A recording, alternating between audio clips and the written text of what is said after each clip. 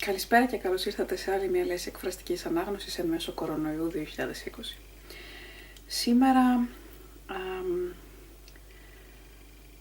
αποφάσισα να σας διαβάσω 3 κεφάλαια από ένα από τα πιο πρόσφατα μυθιστορήματα που παίζουν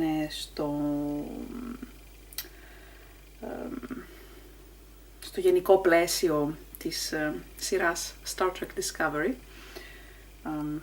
Είμαι μεγάλη φαν του Star Trek γενικά και του Discovery συγκεκριμένα. Και ένας από τους λόγους που μου αρέσει πάρα πολύ αυτό το συγκεκριμένο σύριαλ είναι η Michelle Yeoh. Υποθέτω ότι όσοι έχετε λίγη έστω ιδέα από σινεμά ξέρετε σε ποια ηθοποιό αναφέρομαι. Τις οποίες έχουν δώσει έναν εξαιρετικό χαρακτήρα και το μυθιστόρημα αυτό επικεντρώνεται σε αυτήν κυρίως και μπορεί να μην το έχω ολοκληρώσει ακόμα, αλλά μέχρι στιγμής είναι τρομερά απολαυστικό και έτσι όσοι έχουν ενδιαφέρον για το Star Trek και θα ήθελα να διαβάσουν κάτι παραπάνω, το προτείνω ανεπιφύλακτα. Mild spoilers ahead. Υποθέτω. John Jackson Miller, Star Trek Discovery, Die Standing. Chapter 5. Theonoga Detention Center, Beta Quadrant, Prime Universe.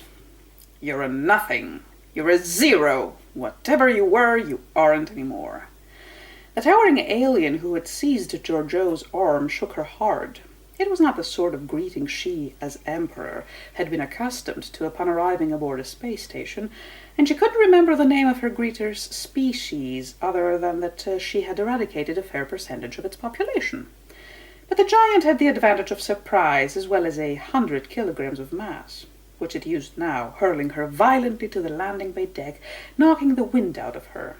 You keep your eyes down in Theonoga, the alien shouted, 2 mighty feet planted on either side of her as she lay flat on her back, trying to catch her breath. Snotty little thing. I'm a sentry. You're trash. Look at me at your peril. I wasn't looking at you, she said. I was looking at that, she added, vision focused on a spot somewhere above. Distracted, the Goliath's eyes followed, just enough distraction for her to act. Bracing her hands against the deck beneath her, Georgiou rolled back and kicked her legs upward, a springing move that brought her boots into crashing contact with the sentry's crotch. She didn't know the creature's sex, nor care, but it definitely seemed to place some value over whatever it had down there, judging from the way it howled and doubled over. That gave her the chance to seize the sentry's collar with her left hand, delivering an open palm smash to its face with her right.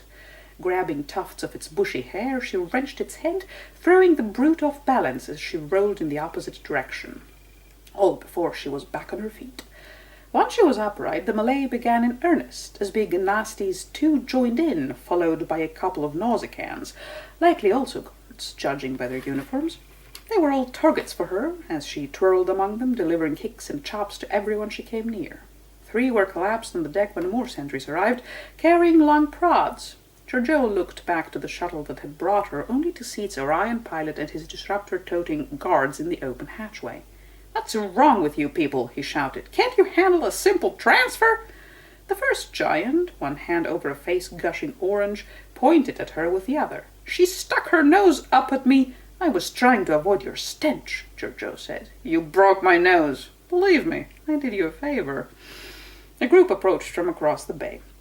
6 guards toting tall silver staffs, the vanguard for a squat denobulan in black. "What goes on here?" he asked. The shuttle captain pointed to Georgiou. "This one's been giving us trouble since we picked her up. Even the Klingons didn't want her." "That's a shame. The denobulan seems to be someone of standing, given the deference he received from the sentries. When he lifted a white-tipped baton, his silver-staffed phalanx sprang forward. They worked to encircle Georgiou, who quickly determined the electrical nature of their weapons. "The Klingons have a name for these," the denobulan said as they threatened her. "Paint sticks. I expect they are self-explanatory." Their effect certainly was, when a sentry lunged for her and she sidestepped, redirecting the guard and his weapon into the gut of one of his companions. An electrical shock rocked her victim, causing him to lose his weapon. She scooped it up, next wielding it both as a shocker and a bowstaff to deliver harm to her assailants. She had floored 4 of them when she saw the denobulan advancing, his baton before him. Holding her longer staff in his face, she laughed. "Size matters, my little friend." How droll. Unflinching, the denobulan triggered something on his baton. A chilling blast of gas launched from its tip, striking Giorgio squarely in the face. Blinded, she dropped her weapon and fell to the deck, coughing. "That was no pain stick." Life is full of surprises. Still choking, Giorgio was barely able to notice the denobulan walking up to her, and completely unable to do anything about it when he applied a hypospray to her neck. Give her a minute, and then take her to accession. He spun and departed. Giorgio's lungs cleared before her vision did, but this time when she saw the sentries approaching, she felt no urge to do anything about it. Their arms under hers, they lifted her to her feet and marched with her toward a doorway off to the side. Inside the hexagonal room, she saw the denobulan settle down into a chair behind a large desk. Save for the side of the room she entered through, every wall had a closed turbolift door of a different color. The guards guided her to the only other furnishing in the room, a small bench across from the denobulan's desk. They deposited her on it and departed. "I am L.È.A. "You're alone," she said. That fact was clear, even if everything else still looked blurry. She turned her head toward the exit. "No manacles, no disruptors. I think I'm insulted." "There's no need for theatrics." L.È.A. poured himself a steaming brew from a carafe. The hypospray contained a fast-acting serum which forces you to answer truthfully, and that gas I dosed you with will keep you docile during the interview. He stopped pouring and stared across at her. "It's standard practice. Don't give me any yap about your civil rights." "I wouldn't dream of it." "You wouldn't be in Theonoga if you had any rights left." He gestured with his mug to the various turbolift doors. "This meeting is about where we're going to put you." "The green one is pretty." She loved how the portal seemed to glisten as she watched. "I want to go there." "I don't think that one's for you. It's for the mentally ill." He opened a drawer and fished for a data slate. "I killed someone, if that helps." "So it says here," he read. "Nor-Enku, human murderer. Is that your real name?" "Nope. It never is." "And the real one?" "Philippa Giorgio Augustus Iaponius Centarius." "How's that again?" She repeated it, haltingly, each word a carefully prepared meal in her muddled state. "It's important to me that you get it right." "It's not important at all," L.È.A. referred to the data slate. "This merchant you murdered to get here, did he get your name wrong?" "No, he got it right." "But you still killed him." "And his whole fleet." She studied her fingernails, still shimmering. "I don't recall how many ships he had, but I destroyed them all," she sniffed. "In cold blood. Do you have that in there?" "I don't see anything here about multiple killings, but it doesn't matter. We don't get into the legal processes of the star systems that send us prisoners.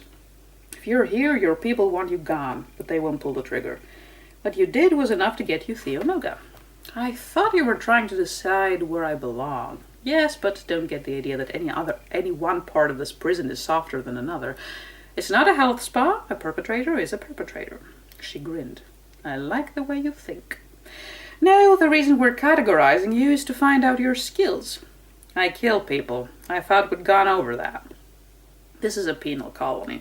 You must have seen the big asteroid the station's grappler has hold of. Our inmates do labor. Now, how would you describe what you were before you came here?" "Ah," she clasped her hands and leaned back. "Apex predator." "Enough nonsense. Did you have a title?" "Many." She began to list them. "Let's not start that again." He looked up, aggravated. "Look, it's a simple question. What was your job?" "Emperor." "Emperor?" For a time, people used Empress, but that's not to my tastes. The prison official made a note on his slate. "Emperor. Of what? This place?" Giorgio looked up and around. "This space station doesn't exist in my universe, but it is in territory I conquered. Back in 53, I believe." L.È.A. blinked. "Beg pardon, you said in your universe?" "That's correct. You own a universe." "A significant part of one." She frowned. Or I did. You did, the interviewer smirked. This should be rich. What happened? I lost it. One of my rivals staged a coup. A shock, was it? No, it was completely predictable. She coaxed forth a name that was acid to her mouth. L.Ä.A. I sent my daughter Michael to hunt him down, but she sided with him instead, and that I should have predicted.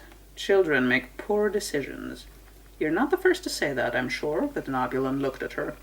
So I take it you were overthrown by this Orca? Lorca. No, he was blasted through a rift into this universe. Ah. And this is the person you killed?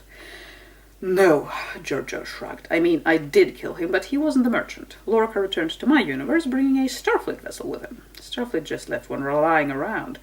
Patronize someone else. I'm being cooperative. Sorry. He came to your universe with a Starfleet vessel, called Discovery. That's when I killed him, but not before I tortured him. She looked around. You don't have any agonizer booths here, do you? I'm not sure what you mean. Your warden would like them. They cut down in complaints.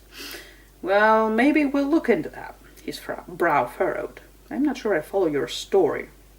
If you put down this rebel, you should still be Emperor, right? Unfortunately, the episode ended in the destruction of my starship, whereupon my daughter, Michael, the one who betrayed you? No, not her, the other Michael.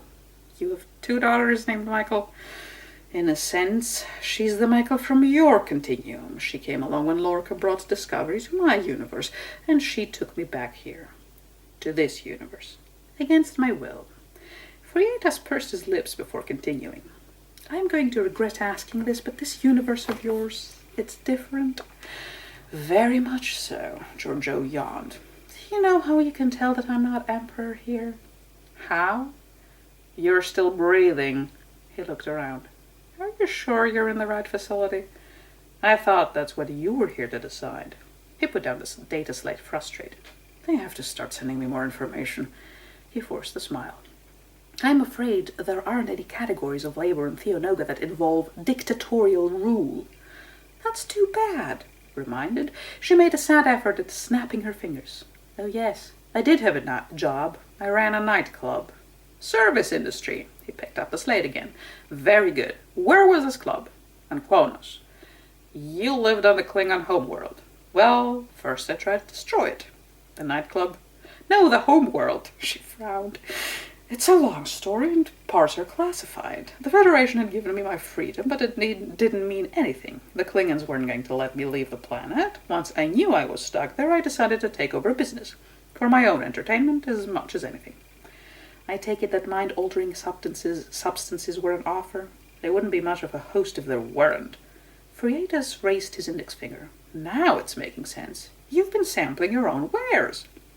Only when things got boring, which they did soon enough. It's hard to market devices on a planet where the natives' only hobby is beating the hell out of each other. Besides, she said, crinkling her nose, Klingons stink. He nodded. We have a few here. Don't put me with them. Don't put me with them. Frietas made another note. Look, I get paid by the hour, not by volume. I get to hear a lot of stories. Maybe you can use yours to entertain the perps down on Brown Level while you're all sorting through the toxic recyclables. He set down the data slate and reached for a small panel of colored buttons on his desk. There isn't a lot of joy down there. I'm sure they'll find your stories very... Agent Giorgio. Hold on, Giorgio said, rubbing at her temple. Someone's talking to me. I know, Frietas said. I'm talking to you. Shh, it's the voice in my head. He gawked, baffled, as she listened to the implant in her right ear. What is it? I want you to shut up, responded a male human voice. This is an interview. I'm supposed to talk. Not like, you're interrupting, Leland. Don't say my name. Frietas stared. The voice in your head is named Leyland? That's right. He recruited me, and he's always bothering me. About operational security, you bet, Leland said. Next thing you know, you'll be telling him about Section 31. Oh, she said, reminded. I hadn't gotten to that part. Don't. I thought we'd inoculated you against truth serums. I am speaking to this individual of my own choice, which is the only reason I do anything. Giorgio looked to Frietas. I apologize for my colleague's rudeness. Was there something else you wanted to ask? No, I think I've got everything, he said, rising. He pressed a button on his deck console and the green turbolift doors opened. Giorgio looked at it. The mental ward. I thought you said I didn't belong there. I'm sold, he gestured to the guard inside the turbolift. Take her away, and try not to get her name wrong. Chapter 9. USS Pacifica, approaching Federation territory. Starfleets didn't believe in agonizer booths, but Giorgio thought it seemed to subscribe to the theory behind them. The luxurious quarters she'd first been imprisoned in aboard Discovery were an aberration. Starfleet's vessels, including that one, regularly confined people behind energy shields in small spaces, and while there might not be regular bouts of electrocution, they inflicted discomfort in other ways. Brig furnishings were either devoid of taste or missing altogether. Food was served in her cell, presented without imagination or attention to theme, and the prison uniforms were nothing special. Theonogas, but without the parasites. And when it came to a certain form of torture, Starfleet had the Terran Empire licked. It allowed visitors. Plenty of them. Since Giorgio's sudden departure from Theonoga, they hadn't left her alone. 9 different interviewers had come to see her. Some working for Cornwall and something called the Federation Security Agency, others working for Starfleet Intelligence, mostly Section 31. The latter were easily identifiable as they never gave their names. Who did they think they were fooling? So she was not surprised when her dinner, such as it was interrupted by workers who placed a small table and 2 chairs just outside her cell, right beside the force field. But when she saw Cornwall and Leland arrive from different directions, she began to hope the parade of visitors might be nearing an end. Just a second, Giorgio said, standing from the small table and chair provided to her for dining. She pushed the table right to the force field so as to almost adjoin the one on the other side, except for the energy barrier. She smiled with satisfaction and scooted her chair to the table. Now we can pretend we're one big family. Cornwall looked to Leland, who stood stoic. When she took her chair, he followed suit. Both produced data slates, which they placed before them on the surface. Giorgio feigned rapt attention. Are you going to tell me stories? I do love entertainments at dinner. Cornwall spoke without looking up. We've been investigating events on Theonoga in parallel. I assume you figured that from all the interrogators? No, nobody's been here. As near as I understand it, Leland visited you on Quono several days ago to... She paused as if about to say something unpalatable. To recruit you for Section 31. Leland then staged a training exercise at the black site on Theonoga. There are no black sites, Leland said, eyes not moving from his data slate.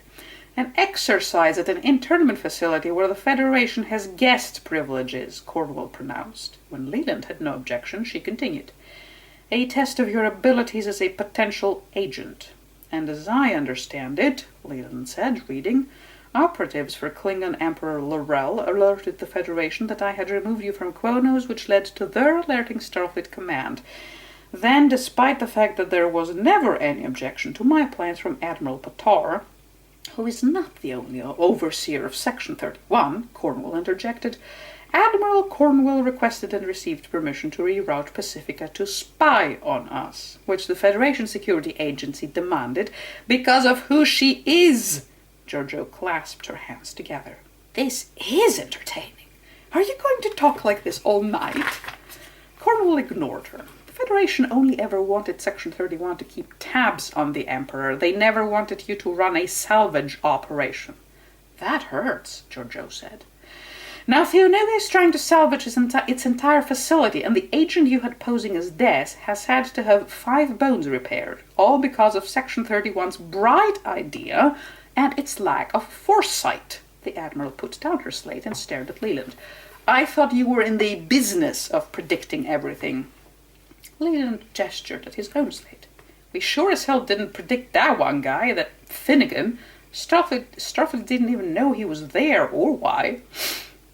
Giorgio piped up. Isn't it refreshing when your top spy doesn't know something? It must give you such a feeling of confidence. Leland ignored her and scrolled through the list on his slate. Finnegan's record.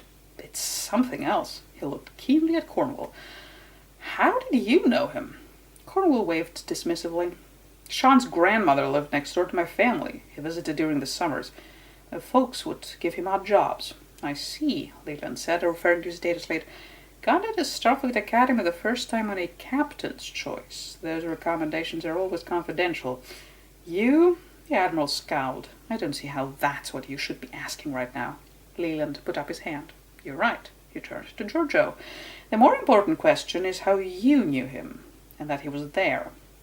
Ah, another interrogation. Giorgio turned her gaze to the unpalatable green things on her plate, which she began moving around with her fingers. No truth serum this time?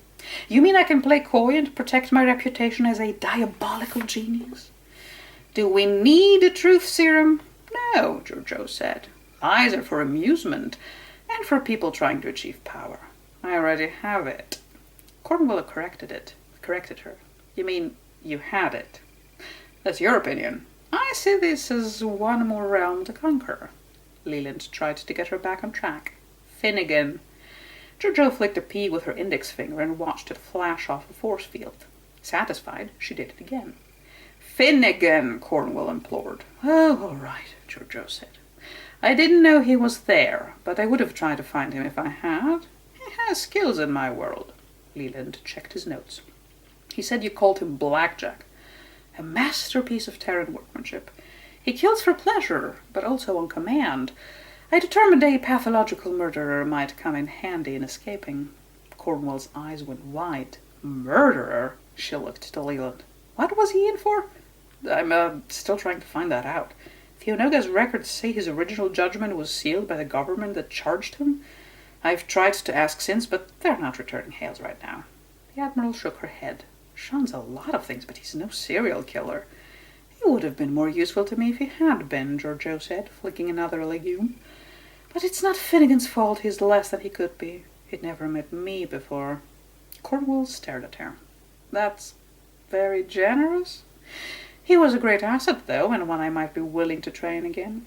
But he made me the lobotomy like we gave Blackjack. A what? A surgical practice. I'm surprised you haven't heard of it. Michael told me you were a psychiatrist. Giorgio studied the back of her hand. You tried to fix the mentally unfit. My people looked for ways to use them. There is no unfit, Cornwell said, growing cross, and I don't even want to know what you do with them. Are you certain? I think you all get a vicarious thrill from hearing what you might be capable of in other circumstances. She indicated Leland. I know he does. Leland didn't take the bait. Back to Finnegan. You just stumbled across someone who is, in your own world, your chief assassin. I didn't say he was my chief, she added a thought. He did kill the chief. Leland shook his head. She knew him. It's too much coincidence.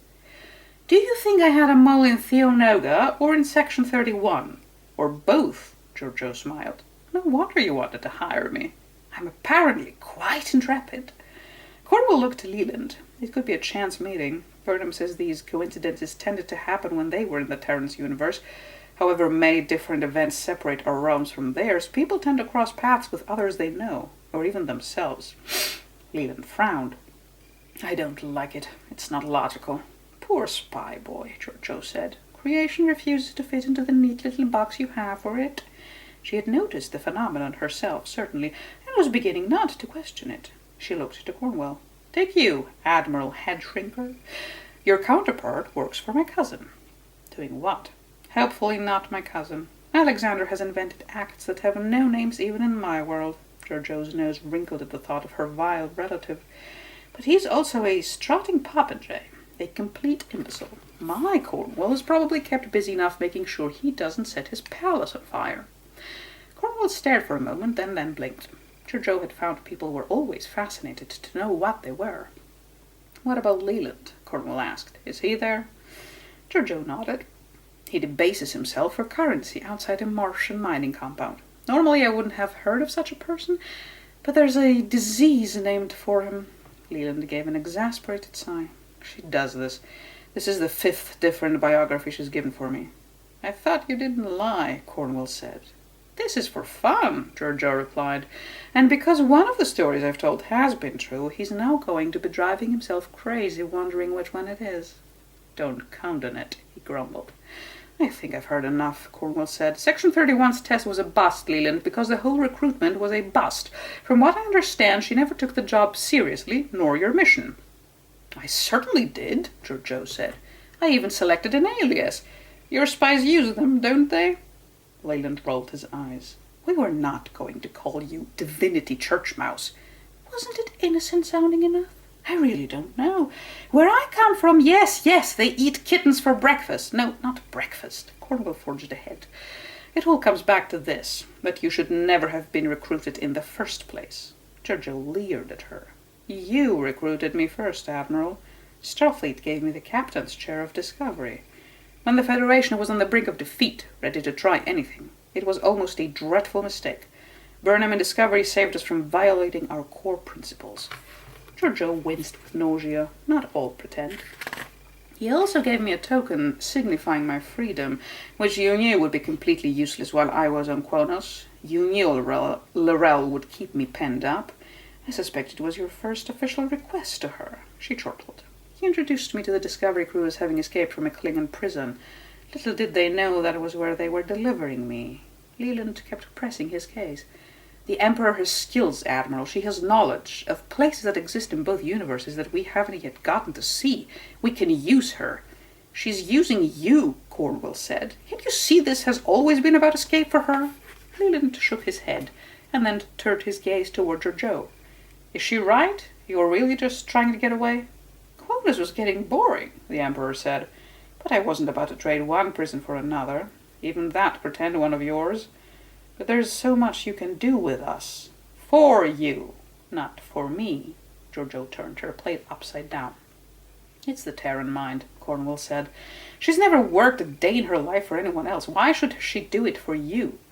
Giorgio sneered, especially for a so-called secret organization that has its own ID badges and whose leader takes orders from a computer program. Cornwell's eyes darted to Leland, who shuffled uncomfortably in his seat. I don't know what you're talking about. Giorgio rolled her eyes. This again. She looked to the Admiral. For someone who lies for a living, he's got the worst nonchalant face I've ever seen. He couldn't keep a nude under cover. Cornwell watched her and then glanced at Leland. It sounds like she knows. We haven't told her anything about that yet, he said. I swear. I got it out of one of your underlings, Giorgio said. The only one. You all lack the imagination to think of anything truly diabolical, so you farm it out to an algorithm.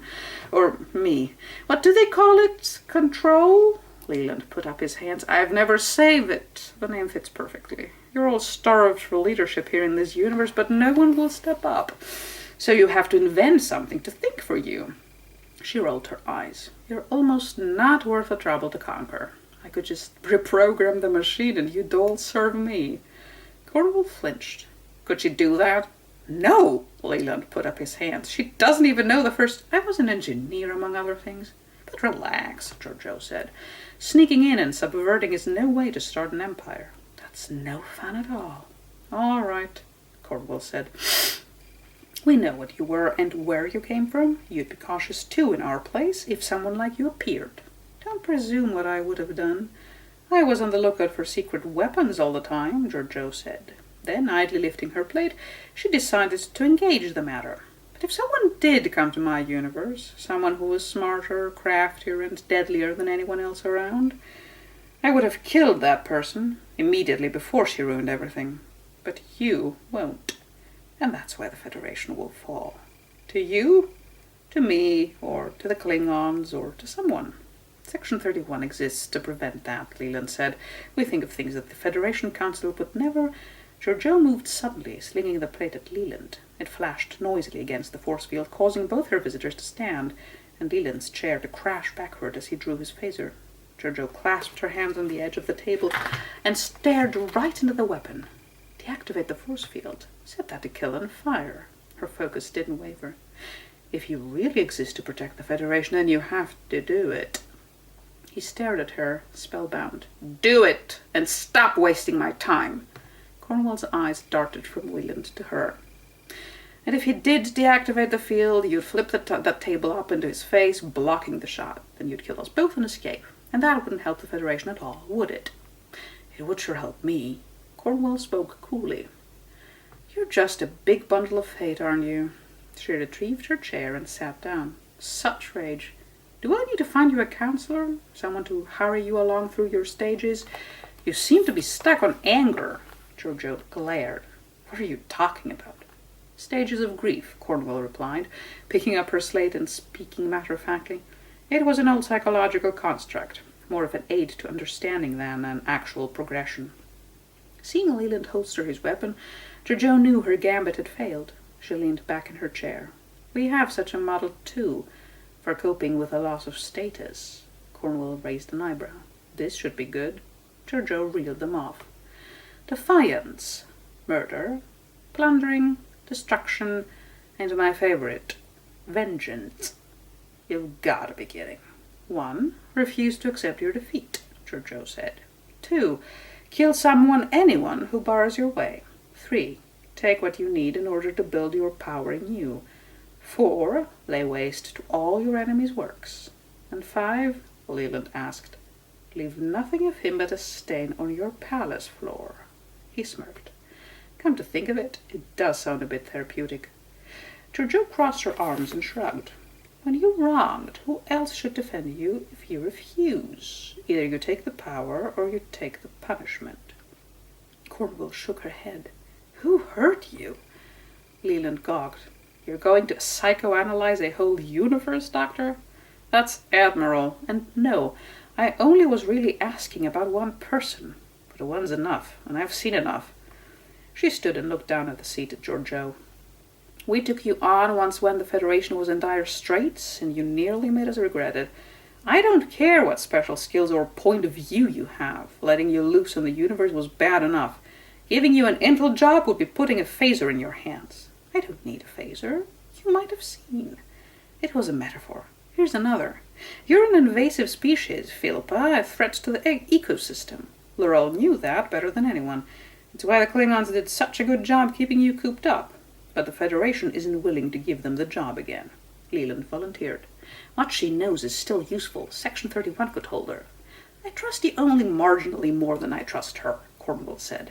If you have a problem, have Patar take it up with Starfleet Command. But the Federation Security Agency has its own powers, and it agrees with me. Discovery kept a future Klingon Emperor in the brig for weeks. I am betting Pacifica can hold a Terran one indefinitely. Leland put up his hands.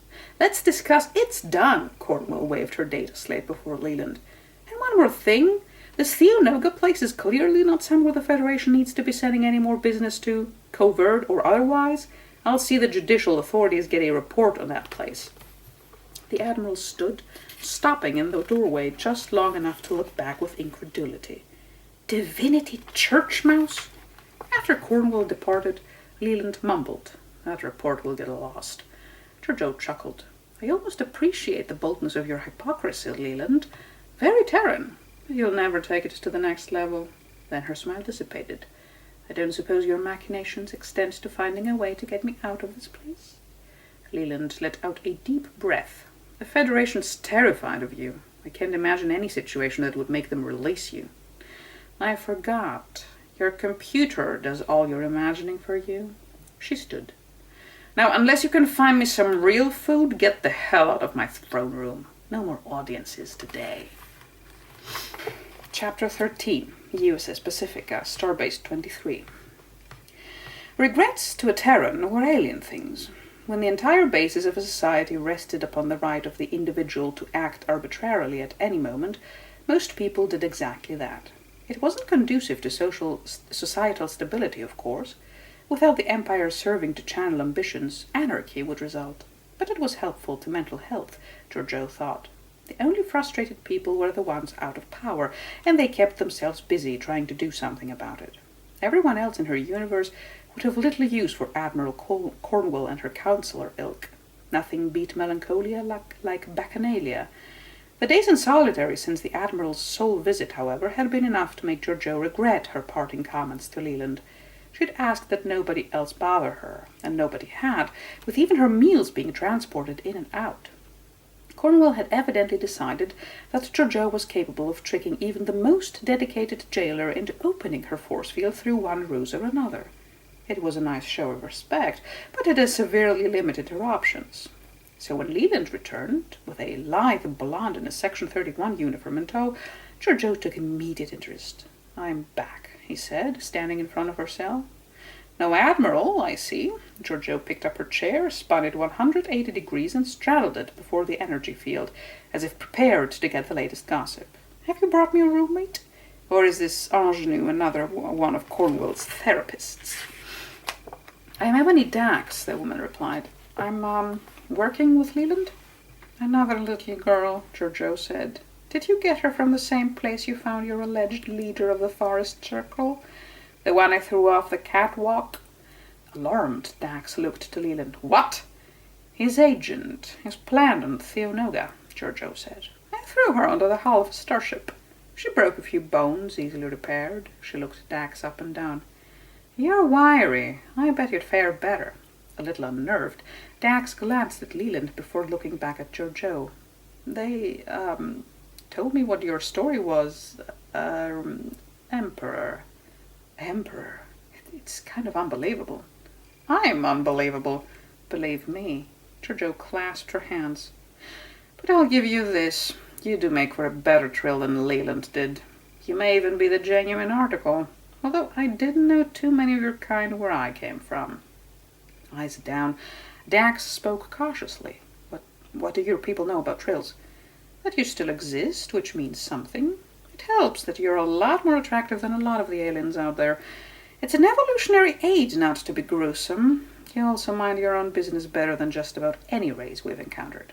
Another helpful trait, I guess. Or maybe you all just have something to hide." She looked keenly at the woman, who had gone pale. "You're always acting furtive about something." Leland seemed to notice Dax's discomfort. "Ignore her. I told you, she likes to intimidate everybody she meets." "Everybody needs a hobby," Giorgio said. "No matter. I suppose you must be important for Cornwall to come racing back to Starbase 23. Leland regarded her coolly. "What makes you think we did that?" "The ship changed headings quickly a couple of days ago, and it was unplanned," Giorgio said. "There's a little miss in the inertial dampers that happens when your vessels drop out of warp suddenly. Only an engineer would feel it. My people solved that problem in capital ships a while ago. I'm surprised you're not as far along." Leland frowned. "I'll make a note of that. But how? The food they transported into my cell got fresher yesterday, though not necessarily better. Your shipboard arboretums aren't large enough to raise vegetables to waste on prisoners." "But how did you know it was Starbase 23? Dax asked. Giorgio smiled primly.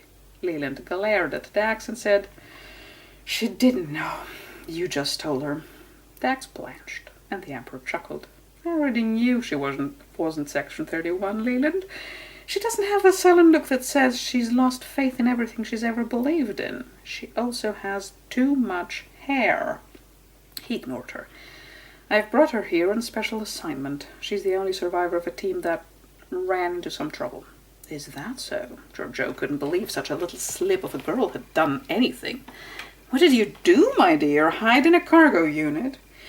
"You don't need the details," he said. "We're here for yours." Leland got down to business. "What do you know of the Troika? The astropolitical entity, I mean." The question was out of nowhere, and Giorgio leaned forward with interest. "Why do you want to know? Why do you refuse to answer?" "Because the information will cost you." "What's your price?" Giorgio stood and began pacing. "Since our little dinner earlier this month, I haven't left the brig once. At least at Theonoga, I got to walk to the mess hall." Leland snorted. "Yeah, we know what happened next." "Exactly what you wanted to happen, up to a point. The vaunted security apparatus of a Federation starship ought to be able to figure out a way to let me take a lap around the saucer section." The spymaster considered it. "I'll see what I can do." "Good enough?" She shook her head and gestured to her table, now bare. "As long as you're bringing in food from the starbase, get me something from the executive kitchen. I know your brass doesn't eat the same garbage they give the enlisted." "Is that it?" "No, but until you get me a wine list, it will have to do." She stopped pacing and looked directly at them. "I destroyed the Troika not too long ago." Leland's eyes widened. "One of your fleets did it?" "Yes, but under my direct command." "I enjoyed that one. They were in the real armpit of the Beta Quadrant. Even the Klingons didn't want it." But we weren't going to allow a bunch of weirdos to declare their territory off limits. Leland looked to Dax. I told you she'd have gotten in. That's right, Giorgio said, studying her fingernails. 3 species, all different, all bizarre. I enslaved one, massacred another, annihilated the third.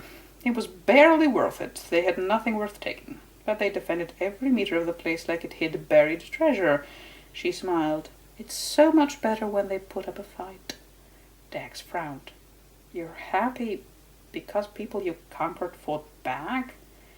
They should melt away like the trills, you mean? Cooperating and keeping their mouths shut? Giorgio snorted with derision. The Troika, at least, earned my respect. She peered at Leland. How is it that you know nothing about them? Who said that? You did, when you asked me.